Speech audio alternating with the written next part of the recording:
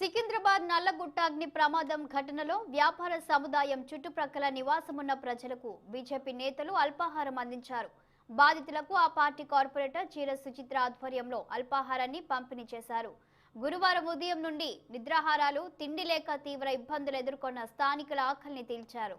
అలాగే అధికారులతో పాటు రాజకీయ నాయకులు ఆహారం, మంచినీటిని అందించి వారి ఆహార్తిని తీర్చారు. దాదాపు 100 నిరాశ్రయులకు ఆహారాన్ని అందించి ఆకలితో అలమటిస్తున్న స్థానికులకు ధైర్యాన్ని నింపారు.